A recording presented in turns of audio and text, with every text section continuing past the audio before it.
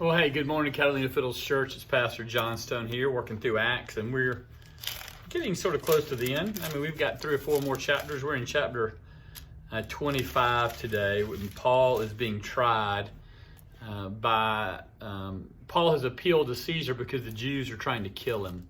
It's going to be a really, I think, interesting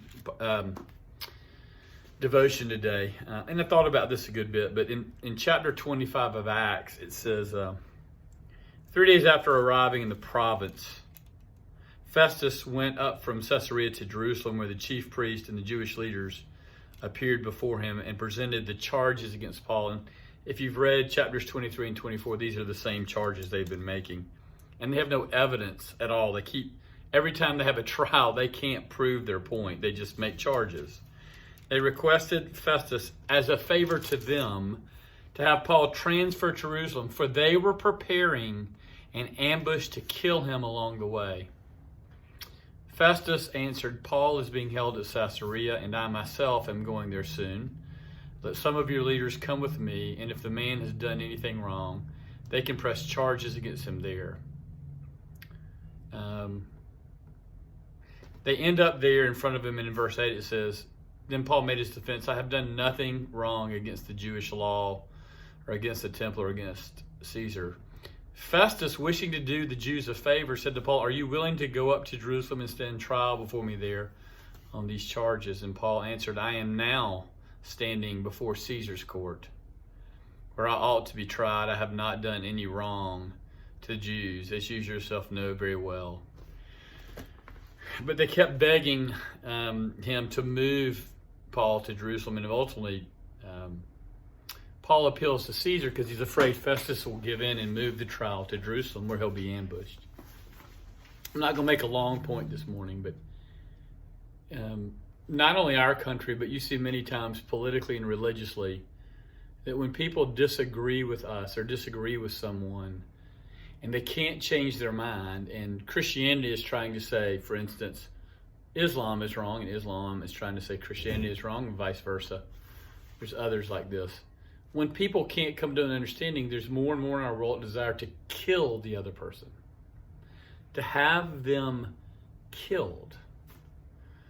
And the Jews have already killed Jesus in an attempt to eliminate his message.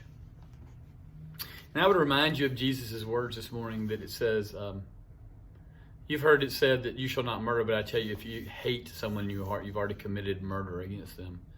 The Bible forbids murder, and the Bible forbids hatred. Jesus says, love your enemies.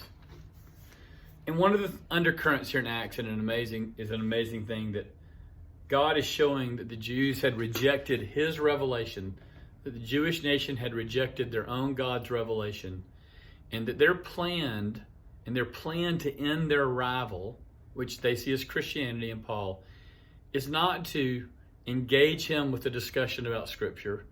It's not to be friends with him and hear his point of view. The way that the way that the pagans did in Athens, but to kill him.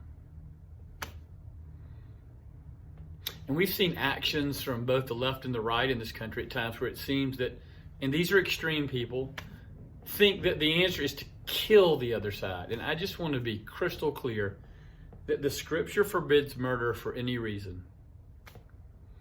There is a time for the state, we see that in Romans and other places, to carry out corporal punishment, an eye for an eye, corporately by a state, but never by an individual.